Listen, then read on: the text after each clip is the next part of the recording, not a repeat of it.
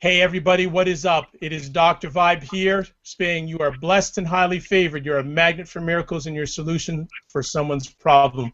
I am jacked about this event this evening and looking forward to some great conversations, some insight, some thought process, and some take-homes. But the reason why I'm here tonight, usually I'm hosting the Dr. Vibe show, but tonight, on behalf of Carmen Colon and also Kenneth Foote, I've been asked to host a prequel about an event that's happening this Saturday in New York called The Conversation. And we're going to get into it as we go along here, but I'd like to share the guests of The Conversation tonight. We have part of the crew here tonight. So first things first, I'd like to introduce a gentleman that I've wanted to speak with for years, and he's finally on this show tonight. Dr. Anthony Neal, author, professor of American Studies at Duke University. Mr. Neal, thank you so much for taking time out of your positive, productive schedule. Can you share a little background about yourself to our audience? Yeah, I'm a professor of African American Studies at Duke University, born and raised in the Bronx, New York. Went to Brooklyn Technical High School with Carmen Colon. And I do a lot of research around media depictions and images of black men and boys. Fantastic. That is good stuff. Next up, we have Kenneth L. Foote. He's a Brooklyn native, too. You're going to see a reoccurring theme here tonight. I'm the only person outside of Brooklyn that's involved tonight, but he's going to share a little bit about himself. So, Kenneth, thanks very much for being on the show tonight. Thank you, Doctor. It's a pleasure once again to be with you here on the Dr. Vibe show. We're bringing you blessings and salutations from Tampa, Florida, where we are still enjoying some great weather right now. As you stated, I'm Ken Foote, Brooklyn born and native, but I'm here relocated in Florida. I'm an attorney at law, practicing primarily criminal defense work and family law, a former criminal prosecutor in Clearwater, Florida. And we're here with Doctor and some distinguished guests to start the conversation. Excellent, good stuff. And next up, we have Paul Mondesire, who is involved with the project. He'll tell you about himself, so I'll let him just roll with it. Go ahead, Paul. How you doing, folks? As you said, my name is Paul Mondesire. I'm an education advocate. That's how I met Carmen. We served together on the community education councils back in 2004 and 2005. Trying to help make a difference for education for young people in New York City's public school system. Currently, I do development work, so I do fundraising and business communications in the nonprofit world, and I like to play freestyle frisbee. And oh, by the way, I'm from the Bronx, not from Brooklyn, but I live in Brooklyn. And Brooklyn is all right. All right, that's all good. And finally, the young man of the panel tonight, Tywan Anthony. Do share a little bit about yourself, please. Yes, thank you very much. My name is Tywan Anthony from Brooklyn. I'm an economic development professional currently working for a local city council member here in Brooklyn, New York. Currently here in Brooklyn, just serving my city council member. A lot of small business development, small business growth, and also just like Paul, I guess I play football, and I just started a semi-professional football team here in Brooklyn as well. So I'm happy about that.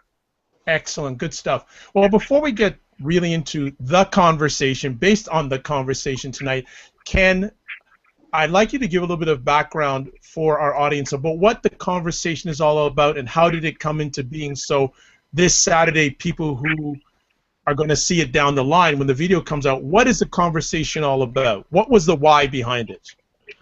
Well, Doctor, the conversation pretty much is a brainchild between myself and Carmen Colon. We had been speaking to various groups on different topics. We had been on your show and a number of shows about some of the recent things that are happening in our communities and around the country. We're all familiar with the Jordan Davis shootings and Trayvon Martin and various things that have been happening with our youth.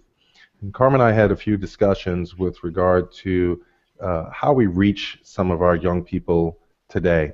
And being on different radio shows and presentations, receiving calls from different callers calling in, it seems to be that there's a different type of of style of either parenting or mentoring today or lack thereof.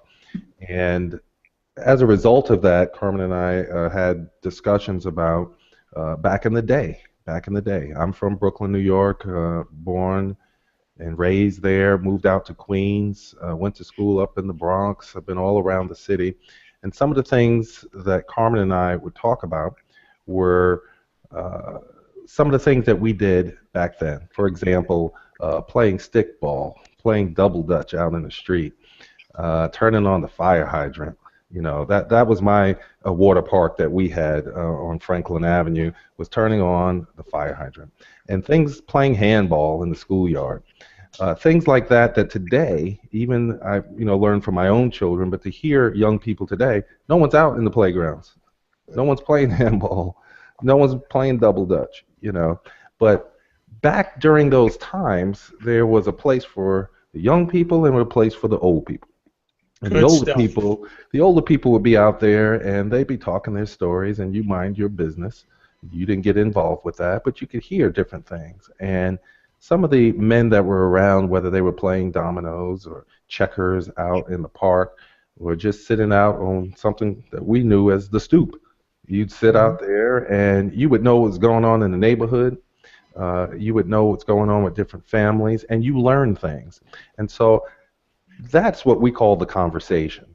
And that is an indirect way of mentoring our young people today, which goes all the way back, as we all know, to Africa, where in our villages stories were told orally and passed down orally from one generation to the next. Unfortunately, it seems today that there is a disconnect with a highly technological world where everyone is tweeting and Facebooking and Instagramming and texting, where that personal connection is not there. So our goal with the conversation is to see how can we reach our young people today in this social media world and continue that conversation and continue to pass down some of those stories so that especially our young men, they don't have to hear about a man. They don't have to see a man on TV.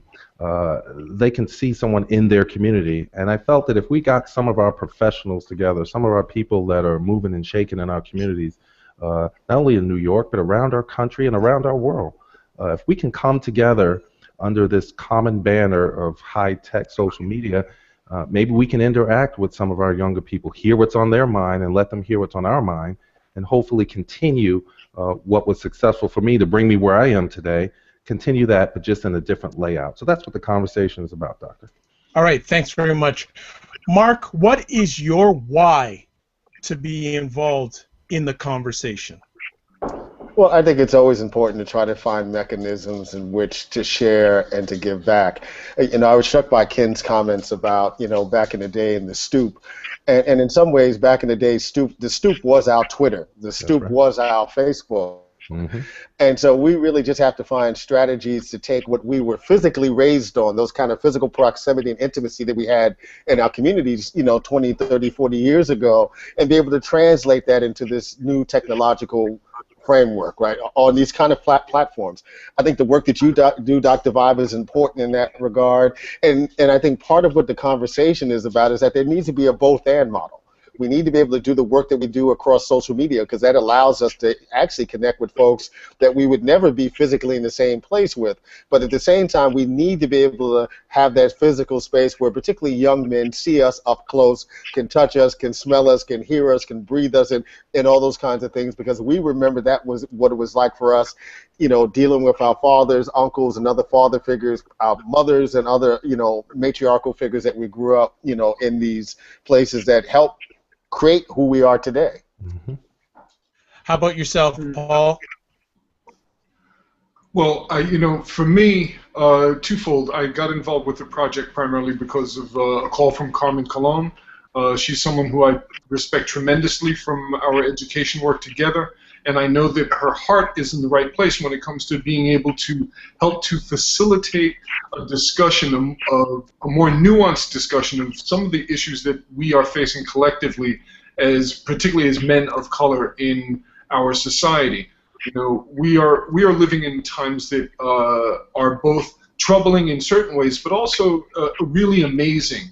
The fact that we can be utilizing this this technology, this communications platform, to connect folks who who have never really met before, but are coming together in common cause. I think that this is a wonderful thing, and I also think that it is extremely important for us to have this conversation and allow this conversation to be a catalyst for further conversations, because we must make real contributions to the evolution of our society, and I mean that as as both as citizens and particularly citizens of color here in the United States and in Canada, where you are, Dr. Vibe. And Tywan, what is your why for being involved in the conversation? Thank you for that. I think, and just to recap really quick, I think something that Mark said was really interesting, the fact that the stoop, the playground, was the Twitter, was the Facebook. I think that is extremely, extremely powerful. And coming from someone in Brooklyn and someone that lives in Bed-Stuy, looking at all the changes that have been happening, I'm pretty sure everyone knows that Bedford-Stuyvesant has been getting a lot of national, not only local, but national recognition just for the things that's been going on with it, with the brownstones and with the property. My why for being involved is to help facilitate this conversation and to actually learn from individuals that are older than me, to kind of see the people that came from Brooklyn, the key people that came from Bed-Stuy, from the Bronx, from New York City, to look at their aspect. And a lot of the times that will definitely be different from mine, or maybe the same. So I'm very interested to see what the older gentlemen have to say about currently what's going on in the state here that's going on currently. And you know what, Tywan, you should be sitting in my chair because you just robbed my next conversation piece. So it's all good. But I do want to ask the older gentlemen that are on the panel tonight, what has happened? Why don't we have the conversation pieces that we used to back on the stoop? I know that we talked about social media, but it just can't be social media. So the floor is open. Just introduce yourselves before we get on. So go for it. Well, older people, I guess that's not me, so I'll just wait till you get to my age group. Okay, just because you got hair, eh? Go for it. You go there. Oh man. All right. Well, I think we're in a different time. I look at my kids. I'm the father of 4 boys. My oldest graduated from Penn State a couple of years ago, and my boys coming up, they came up in Queens, and now they live out on the West Coast, out in Vegas. But they weren't stoop kids, I would bring up to them all the time, why don't we step outside and have that interaction with other people. They were Xbox kids, they were into video games and things like that. And I guess they have their way of communicating with other people. One of my sons played, a national championships for Xbox and ESPN and all of the game things. We flew all around the country. They would play with different people from around the country and around the world that they had never met. So I had to kind of realize that there's a different platform for these young people to connect with. And although it is probably further reaching than what we did back in the day in the 70s and the 80s, I mean, when I was coming up, my world was, Waiona Street. My world was St. John's Place, Franklin Avenue, and you might go a few blocks outside of that, but you really didn't know too much what was going on, but you knew everything that was going on in your direct community. My sons amazed me. They were talking to people in Japan. They were talking to people, in Canada. And so what moved me was to not only just play the games and everything, but what could we do if these young people started having some real meaningful conversations about some serious issues, the way we used to do. I know we talk about the stoop, but as I got into my teen years, we had some, what I thought was deep conversations. I mean, whether it was religion, whether it was talking about girls, whatever it was, I mean, we sat there and shared those experiences, and pretty much what was important was the people that were around you shape who you are. Today, we're in a very mobile society. We're in a very technological society. We're in a very isolationist type society where people are sticking to themselves. And part of that has been the change in our culture. For example, everyone hears the thing that, you got in trouble in school, your parents knew it before you got home. And if the teacher said something to you or sent a letter home, there's going to be some problems when you got home. Today, it's kind of reversed. I saw a little cartoon on Facebook, I believe, or somewhere, where back in the day, the parent was holding a report card saying, what these grades? But today, the parent is at the school with a report card in the teacher's face going, what is with these grades? And so we had a different type of way we lived back then between church, teachers, and just elder statesmen and women that were in the community. Big Mama. I mean, nobody knew what she did, but she was in the neighborhood and you respected her. And if she grabbed you and said, you going to the store? Yep. Well, pick me up a half a gallon of milk. And you did it. Okay? And that is the sense of community that we had. But today, you don't really have that sense of community, or maybe it's on a different scale. And so my goal is to try to find out what that is and capture that, so that, I want my ear to be open and my door to be open and my Twitter or my computer to be open to young people that might want to reach out and ask a question. How was it when you came through? What was it like? How did you get there? That's what I want to give back. And if we can do that on a global scale, I think we'll be very effective. Mark, Paul, do you want to add in on that, please? I think it's interesting when, Ken talked about having Xbox kids. I have two daughters, 15 and 11.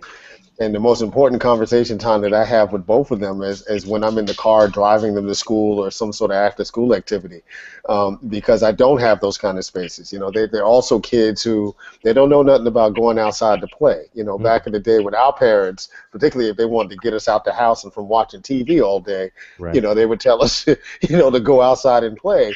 And so we have to rethink our strategies in terms of how we'll be able to reach these kids. I've been fortunate, in terms of at least my social media presence, that I get inquiries all the time from young folks, many times college students, who've read something I've written or something along those lines, who ask questions about the work or maybe even ask questions about my background. My feeling is, even as we try to do these very traditional conversations, we have to have a presence where young folks are. Whether that's Instagram or Twitter or Facebook, where young folks are, we have to be comfortable enough with the technology to be in those kind of spaces, because the reality is that, they're looking for information.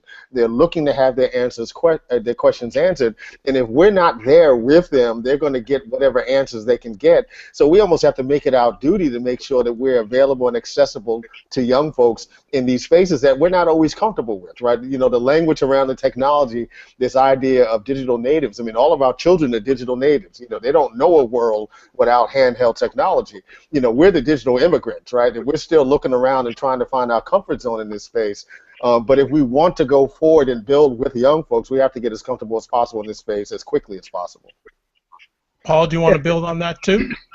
Yeah, I certainly agree about you have to go where people are. I also think that look, I'm probably the elder of the bunch here. I'm already past 50, and so one of the things that I find, particularly with a 19-year-old daughter, is that it's really important to listen to the young people instead of talk to them, because sometimes talking to them is talking at them, because they already know that they don't know nothing because they're young, and because we tell them that all the time.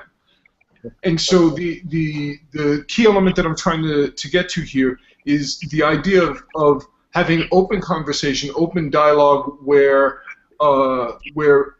essentially everybody's got an equal shot at being able to share their thoughts. I think that one of the things that is a real challenge today is that we are living in times where there is so much data. I do not call this the information age. I call it the data age, because you have to take data, process it to turn it into information. And what we have is so much stuff between, we're here on Google right now, Google Hangouts, but there's Facebook, there's Twitter, there's Instagram. There are a zillion distractions. And you were talking before about the Xbox and those kinds of things. Oh, there's Xbox, and there's the online games where everybody's playing in different parts of the world playing the same game. What I'm saying is that to start having conversations about the world, is really kind of hard because everybody's, everybody's doing a little bit of their something, whether it's the Xbox or watching sports or listen. If you're on the computer, that means that you are no more than 2 clicks away from a cat or a puppy video. And don't tell me you don't do that either, right? We all do this. So, my point in saying all of that is that it's important to take the time to have conversations, make the conversations real, share ideas, and don't be heavy-handed about it. Give yourself a chance to chat with others, process what you hear from other people, and then share it forward, pay it forward, because that's what's really important here. That's good stuff. Tywan, I'm going to ask, what are the people that you hang around with saying about the older, and I want to even target it more, what are younger black men saying about older black men, the younger men that you associate with? What are they saying about their relationships with older black men at this time, if they have any? Definitely. Just to go back a little bit, I feel that I'm very fortunate, and I'm fortunate enough because at the age that I am now, I've been able to see both sides of the spectrum. And what I mean by that, I've been around, and I can relate to Kenneth about being on the stoop. I might have been young, almost in diapers, but I still remember being on the stoop. And also, I can remember exactly Twitter and exactly when Facebook actually kicked in. And the reason why I'm saying I'm very fortunate because I've seen what it was without Facebook or without Twitter, and still at a very young age, I've been able to see things how they are with Twitter and with Facebook and with these other social media formats. And again, backtracking a little bit, my grandmother raised me, so she definitely said, listen, you're going to get up and you're going to play football. And that's exactly what I did up until college to professional, and that's exactly what I did. Now, again, going back to the question. I think we've lost audio on Tywan. Yeah, so Tywan, can you hear us at all? I can hear him fine. Yeah, yes, you can hear him fine? Yes. I cannot hear him. Okay, what I will do is I'll just push on, and Tywan, we'll see what we can do something about your sound. So, gentlemen, going forward in regards to what I asked Tywan, what are young men of color telling you about their thoughts about elder black men or men of color at this time? Well, I mean, if I can start, it seems to me, and Tywan just made a good, I mean, he's in a unique position with this project to be the crossover generation where he knows what we're talking about, but then was there for the unveiling of the new. And that's very important. That's a very unique place to be in time. When I look back, we didn't have tweeting and texting and any of that stuff. The first thing you had was a quarter. Some of us, it was a dime to put in a payphone. And you told whoever it was, I'll be there soon. And guess what? You got to drive your car, ride your bike, or whatever it was, and there was no interruptions until you got there. And if something changed, you didn't find out until you got there. And that's the way it was. I don't know if everyone had that long phone with the 20-foot cord that got all wrapped up all the time because you out there trying to hide in another room and talk to your girl or your boys and your parents. Pick up the other line. Hang up, Mom. I mean, I don't even have a home phone right now. But back then, that was your sense of communication. And so, I made it, man, when I got a beeper. I mean, you say right now. My boys are saying, well, I saw that one in the museum, a beeper. And so do you still have it, Ken? It's in a box somewhere. But you gotta pull that out one day. I gotta see that one day. But that's when you had made it. And then I make fun. I tell my boys, I said, well, I had something called a bag phone. Yeah, you carried it on your shoulder. The battery was bigger than a VCR tape. And you shoved it in there. Oh, yeah. And they charge you, $12 a minute. Sometimes you would fake it like you were talking. So, the young ladies would see you talking and, oh, he's the man, That was our technology. But yeah, y'all know what I'm talking about. So, of course. But back then, as we got a little older, some of the older guys in Brooklyn down on Vermont Street, and so we'd sit in our cars. You play your music, not loud where you were putting the whole neck, but you played your music, and everyone would just sit in their car. So as we came up 16 or so before you had a license, You know, the grown-ups would be down in the basement having a little party or playing spades or something, and you get the keys out and you sit in the car, and the girls would ride by. I mean, that was social interaction for us. But Right. young men today, I think that I think I was reading an article and I can't recall where, but there's a little bit of a disconnect sometimes where uh, young people today feel that we have no clue of where they are today and what they're Right. doing. I hear Therefore, that from my daughter all the time. you are not qualified to address me. I respect you. It's not disrespect, but they automatically rule you out that you have no clue of what they're talking about. And so you try to understand, and as the Bible says, there's nothing new under the sun. And so we might have different ways of doing it, but it's the same old problems. And yes, so and part of the article was saying that today's disconnect with these young people are that we are so busy propping them up to say that everyone is special and everyone is a miracle worker and everyone is the very best and everyone gets a trophy, that the work ethic, has been lost. So young people say, they're looking for this lightning strike to happen. And so with older people, they look at us as that, you're old school, you're obsolete. And sometimes you'll get young people that will look at you and say, okay, well, tell me what that's about. And when we start to relate some of our stories to them and they go, you know what, that's about the same thing. That's how you start opening their minds to listen and to be able to want to interact and to get that thirst. Someone said it earlier. It's very interesting that young people and this data, I like that. I think, Paul, you said that about the data age. Yes. There is data out there. There's not really information, it's data. And so I think that that's an excellent point, that our young people today are drowning in a sea of information, and but for a lighthouse to be able to guide them to relevant ports, okay, for relevant conversations, that is what we need to do. And and I listen to Tywan. He's an inspiration to me. He reminds me. I don't know how old you are, Tywan. But my son, 24, I think this year, 23, 24. He's very insightful. But I'm interested in bridging that gap because he sat on that stoop too.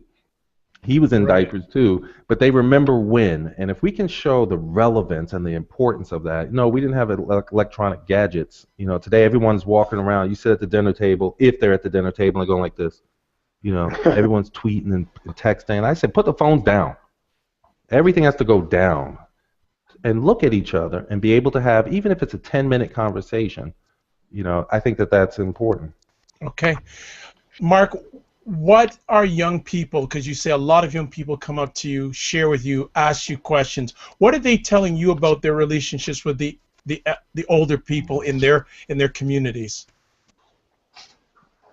I think a lot of what we heard before, that the older generations don't quite get what they're going through, that they're faced with challenges that we weren't faced with and we don't quite understand. My daughter, my oldest daughter, who I spend a lot of time with and do a lot of talking with, she's sometimes surprised when I show up in these kind of social media spaces where she's most comfortable with. When I deal with college students, which I deal with the majority of the time, again, there's this idea that what they're going through is some new unfangled thing that hasn't been repeated, that's not cyclical. What I always find interesting, and this came up a second again, with Ken, they're bombarded with all of this information, right? Our challenge is to provide them with the kind of critical blinders to be able to decipher what the good information is from the bad information. Mm-hmm. And, part of it is that they have no sense of history. Anything that occurred 5 years before now, is something that is unfamiliar to them, right? Is ancient history. Whereas, we grew up, I'm sure, most of the older cats here, had a set of Britannica encyclopedias in your house. World Book. You sat around and World Book, right? And you sat around and read that, so you knew stuff that occurred hundreds of years before, you were, and you just took it for granted that was information that you had to have. That's right. So this whole idea that we have to try to keep up with the world that is being created for them, but also create a past that is as interesting that we could drag them back to the past at the same time. Mm-hmm. That's a very good point. I'll definitely build on that conversation piece as we move on. How about you, Paul? What are the young people in your family or outside your family? What are they telling you about their relationships with the older people? Well, interestingly enough, I find that as long as I take the time to listen to young people, then they are open. I think that many young people, and listen, I used to be young, and I seem to remember thinking that, man, old folks didn't know nothing. I remember being 16 and knowing everything. When I got to 21, I realized I had a couple of questions. At 25, I had more questions. By the time I hit 30 and 35, when I became a parent, I realized that I didn't know anything. Right. And my daughter would let me know that I didn't know anything. So, I share that to say this. Oftentimes, we as the elders will say those young people, just as the young people will say, man, those old folks, they don't know nothing. And so the question then becomes, okay, what are the issues that we think are important that we want to communicate with them about? But if we want to get to that, then we've got to find out the things that they think are important. Because one of the things, and part of this is what I do for a living, but if you really want to get people to respond to you, take the time to listen to what they have to say. Right. Take the time to figure out what their position is. Whether you agree or disagree is not the point. It's take the time to listen to them, because if you listen to them, they will more likely listen to you. And then we could have real conversations. Now, mind you, this isn't something that happens that much in our society today, because, as was discussed before, everybody's got their personal device. They've got this, that, or the other thing. Everybody's got to make money. Everybody's got to do all of those things that take time in this life. And taking the time for thoughtful conversation, not so much.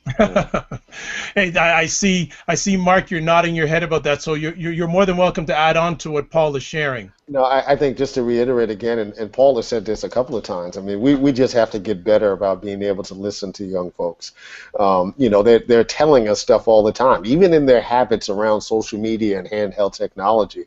What we see in young folks is that they want to be connected. And the handheld technology and social media allows them to be connected in their friends. But there's a way I think they still want to be connected to us also.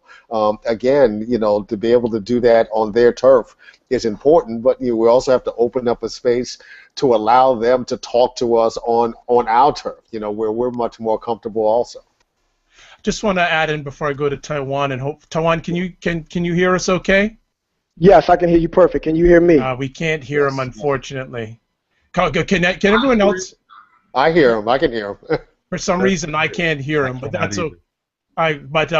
What I just want to add on to Paul, and you really said it well about the listening. I think it's also key, not only listening with the head, but also with the heart. Because when it's one thing when it's here, but when it gets down here, that's when it really resonates in regards to. Great point. I think that's key, because we can all listen with head up, but then when we let it go down and get our heart into it, I think that can make it even a more positive difference. If I could jump in just for a moment here, the head, listening with the head is good, but listening with the heart is key, because the heart is where actions are. If you think about, if you think about the people that you love, if you think about your love life, if you can be with somebody that you love dearly, and they are not necessarily healthy for you, and there's a long list of reasons that you have inside your head about why you should not, but that love is still there, and so you will go with your heart rather than your head. And so listening with your heart is important, because that's where action comes. You can have all the facts in the world, and again, I because of what I do fundraising for education initiatives in some cases, and I can hit them with numbers about my young people for days, but the real key is not the numbers. It's saying something that will resonate with their heart, what's inside, that will make them take action, hopefully to support the organization, or if not support directly, then point me in the direction of resources or people that are interested in what I do. And again, that comes from listening with the heart. Excellent. I want to ask everyone on the panel, and Tywan, I unfortunately can't hear you, so I'm happy that you're hanging in there. In that, how much is the relationship that the older men with the younger men currently, is it any different than what you men went through with your older generation? I mean, if I may, I think that, and this I think segues into what you just said about the head and the heart. I think it's also about time. We need to invest quality time on both sides. Young people need to look up like birds with their mouths open to receive the food that the parents give. And the parents need to stand there and give enough time. We are in a 24-hour news circle, instant gratification type world where the old news is 5 minutes ago, that's old news. We need to stop and get off the treadmill sometime. And there are a lot of factors that are involved with that. Some of us are working 2 and 3 jobs just to make it. So you don't have that time. Some of the young people, they got jobs too, and they're running around doing school. And so you get, someone said earlier that those few minutes in the car, to be able to sit and talk with them. I made a big deal, in the last couple of years, my kids, it's Father's Day or, they're all grown. One is 29, 30, the other, they're all doing their thing. But come Father's Day or a birthday or something, and then I wait till late in the evening, and then I start texting, okay, I haven't heard from anyone. Dad, I Facebooked you. I tweeted you Happy Father's Day. I'm like, if I would have tried that, my mother, especially when she was alive, both my parents are gone, but wherever I was in the world as a grown man, I had traveled for work. I was in other countries, so I had to look at that time schedule. And if I didn't get on that phone somehow, some way to call my mama down in Fort Myers, Florida, right. She said, I don't care how big and bad and what you're doing. I don't care who you with. I was President Clinton back in '96. We're doing something at the UN. She goes, I don't care. You call your mama, okay? Because I've been sitting up all night waiting to hear Happy Mother's Day or something like that. And so we have to be able to take time and be able to sit down. And if it's not the quantity of the time, but the quality of that time, to listen to each other, okay? Because nothing really has changed. What has happened is the distractions have multiplied. And so we're so busy, going 5 times faster than we did when, I was growing up.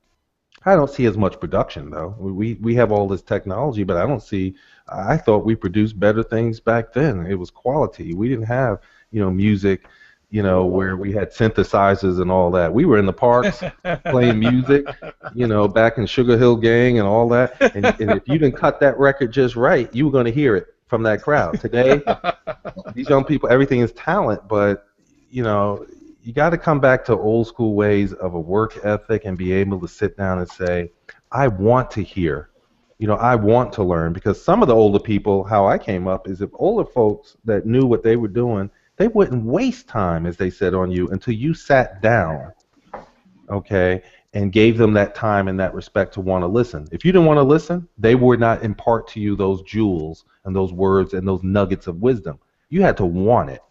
Good Today, stuff. it's like, if the kids don't want it, they think that they know enough, as was said earlier, and sometimes it takes you to get 30 or 40 years old to figure out, today that they don't know what they're doing. Good stuff. Mark, are they any different now between the young and old compared to when, and I would say this respectfully, you're still young, but when you were younger, let's put it that way. I think clearly there's technologies out there that creates an increased amount of distractions. So much of my relationship with my father, for instance, was simply around sitting in the living room and listening to music on his stereo, which I was not allowed to touch. Right. Of course. Listening to his records. We're talking about only having 5 television stations, and if we weren't listening to music on a Sunday morning when he was home, we were watching the baseball game. And so, I try small ways to be able to reproduce those kind of small settings where we could connect. My youngest daughter, you know, is a softball player, and we end up having some fairly incredible conversations just standing outside playing catch with each other and talking about the strategy around the game. I think we just find more ways to do it. You know, one of the reasons why I started getting involved, for instance, with handheld technology is that when I began to travel more, you know, for my job, it was just the most efficient way for me to be able to communicate with my oldest daughter.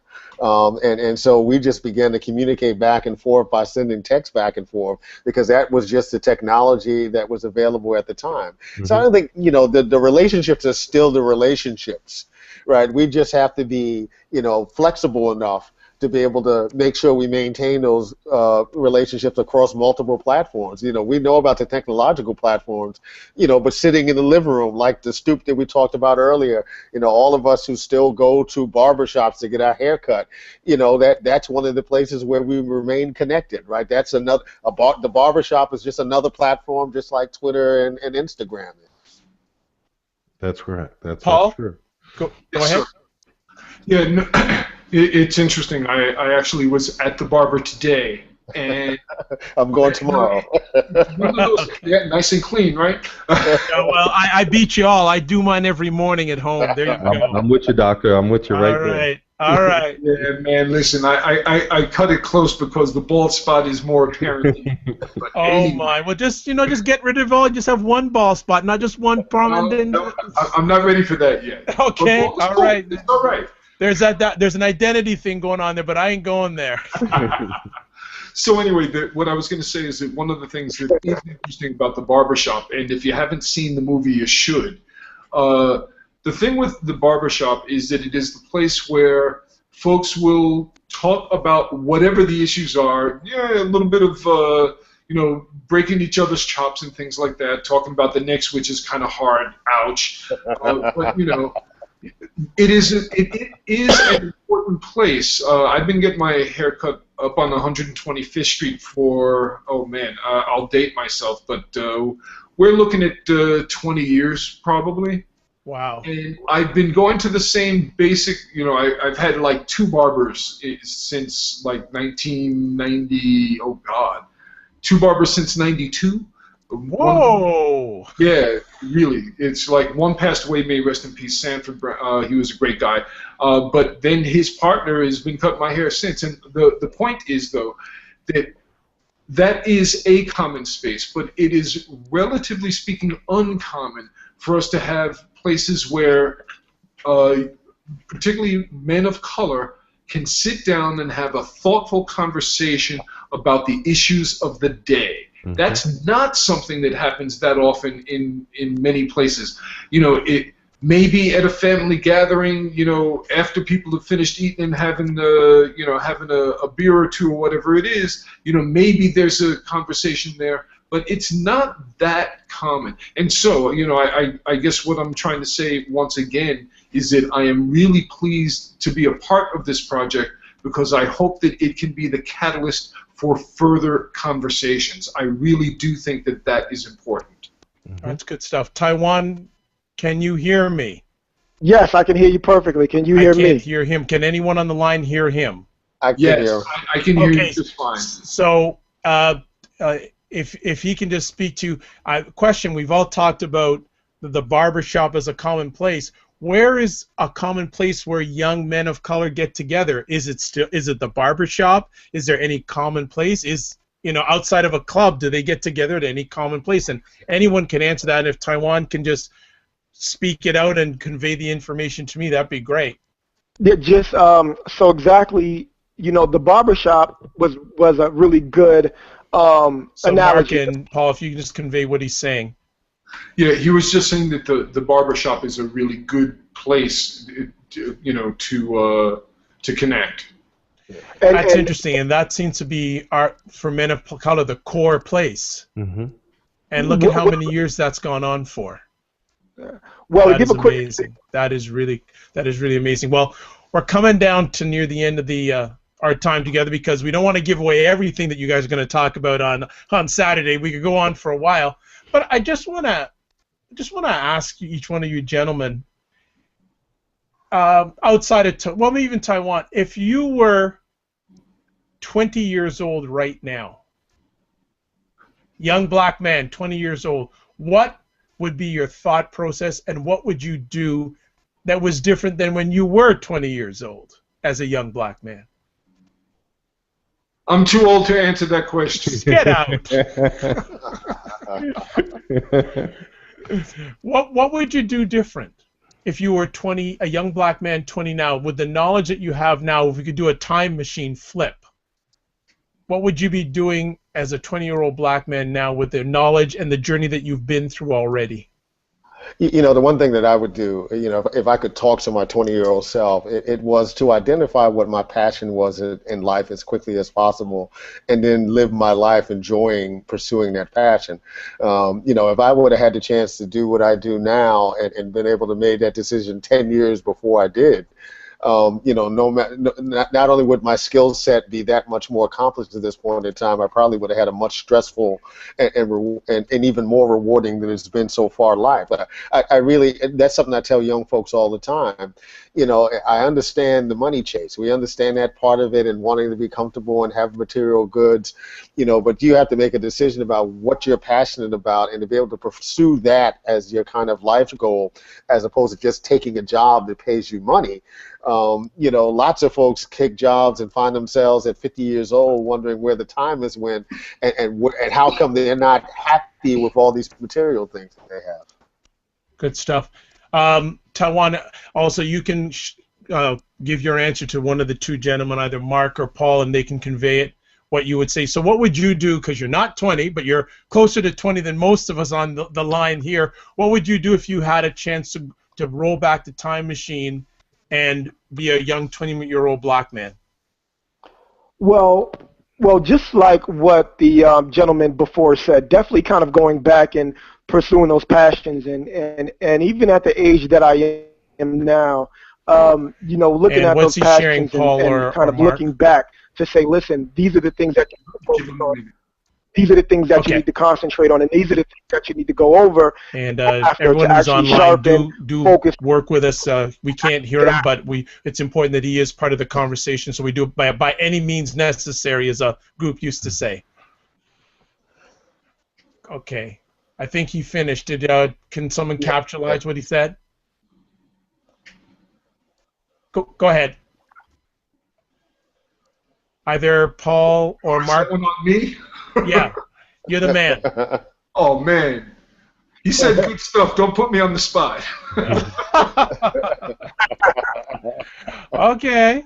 All right, no problem. How about Paul or Ken, if you had a chance to roll back to the time machine, and you are growing up now as the young black man, 20 years old? Well, if it's me, you know, 20 years ago is, excuse me, that's now well more than 20 years ago. My 20-year-old self, I think I would tell me to, you know, to really embrace the pursuit of knowledge, the notion that there is a lot out there that I don't know. Because when I was 20, I just knew I knew everything already. And I think that I wish I had been a little less skeptical about the world and a little bit more interested in moving forward after the things that I believe in and what I want to accomplish. It took me many, many years to figure out how to do that, and I'm still working on it now. But if I was going to tell my 20-year-old self anything, it would be look in the mirror, believe in yourself, go get it, make it happen. That's what I would tell me. That's good stuff. Kenneth? When I sit back and as everyone was talking, I just think back. When I was 20 years old, I was pretty much assistant manager of one of the biggest funeral homes in Manhattan, Benta's Funeral Home. I was working there in Harlem. I was a little bit of an overachiever, graduated very early, graduated mortuary school and became a funeral director. I worked at Benta's Funeral Home, Woodward Funeral Home in Brooklyn, Gilmore Funeral Home in Queens. And by 21, 6 months, 7 months into my 21st birthday, I opened my own place in Queens. And so when I look back, I kind of wish that I took a little more time to be a young person. I was in overdrive, and a lot of people say, I think there has to be a moderation in everything. I didn't have the guys I hung out with, and probably my parents were happy about that. I came up from a family of 7 of us, and my brothers did enough hell raising for my parents to be involved with. But I was always the one with my nose to the grind, and I wasn't able to form all of those little intimate relationships with those people. My daughter was born when I was 19. I was married at 18, and I was in a rush to grow up. And if I think about it now, I would have slowed it down just maybe a little bit, because I had the responsibilities that some people didn't have until they were 35 and 40. I probably wouldn't change much, because I think God had a plan for my life, and that He knows what is best. But when I hear stories about fraternities and colleges and things like that, I went to school quick. I got an associate's degree. I worked. I opened my business. I returned back to school at night 10 years later, running a business, raising a family, going to community college, and trying to get that degree so I can go to law school. So when I look back, I probably wouldn't change too much, but those relationships that you build as you're coming up, moderation and everything. It is important to be successful. It is important to have an education, but it's also important to build those lifelong friendships like I have with Carmen. I won't say the number, but it's coming up to 40 years or so of knowing her. When you look, did say the number, by the way. Go on. don't tell her I said it. She'll get you back. No worries. But when we look back at the old neighborhood and see how things have changed, and remember stories about a particular geographic point on Carroll Street and Franklin Avenue, those are the things that bridge the gap as you get older. Because I know we talk about old and young, and my body probably says one thing, but I feel as young as I did in my 20s, and my mind is sharp. And that is why when I look at young people, it's not to dictate or to, it's like we said earlier, let's listen to them and be able to impart just some nuggets of wisdom to them. And if one or two can grab onto that, I think that I would have done my job and paid it forward and paid it backwards. Good stuff. Well, that's good stuff. Well, we're going to end it off tonight because, like I said, the big day is Saturday. It's not tonight. The Saturday is the big day. This is just a prequel to tease everyone up who's in the New York area on Saturday, April 26th. Before we let all these gentlemen go, we'll get them to share. They've already shared some really good stuff tonight, but even more is coming up on Saturday. But can we just, each one of you, share how people can get in contact with you? So Ken, start first. You can reach me. My website is klfoote, FOOTE.com. I think I have a Twitter out there, KL Foote Law Firm on the Twitter, and we have a Facebook page, KL Foote Law Firm on the Facebook page. Any of those, you can get to us at any time. Mr. Mark Anthony Neal, how can people get in touch with you? Because you're out there everywhere, so it shouldn't be that hard. Well, Twitter is the most effective way. You can just follow me on Twitter at New Black Man. You can also hit me at Duke at man9@duke.edu, and of course you can also hit my my website, New Black Man in Exile. I like that, in exile. I like that. I'm gonna have to get you on the show and explain that, in exile, but that's for another conversation. Paul, how about you? How about yourself? I tweet some, so it's Tall Paul 513. And if you're on Facebook, I'm Paul Mondesire. I'm just me. I'm not really hiding. Make it easy, right? There you go. Tawan, I know we can't hear you, but if I am correct, on Twitter you're at Tywan Anthony. Is that correct? Got it. Well, that is correct. Everyone's contact information will be part of the post. I really like to thank everyone who took part in the conversation night. If you want to find out more about the conversation, just click on the link that's part of this post. Everyone, the full roster that's going to be involved on Saturday. First of all, it's Saturday, April 26th, and it's at the home. Well, it's just being held. There are people already invited, but by late spring, early summer, video will be available, the conversation, and we will keep you updated. And also Carmen and Ken will definitely keep you updated. Here's the full roster. Elders: Jenks Morton, film director, activist. Dr. Mark Anthony Neal, who's with us tonight, author, professor of African American Studies at Duke University. Kenneth L. Foote, who's here with us tonight, Brooklyn native, former prosecutor of Florida State, criminal defense attorney, and public speaker. Dr. Chris Edmond, definitely a man you got to check out, associate professor in the Department of Mathematics, Science, and Technology at Teachers College, Columbia University.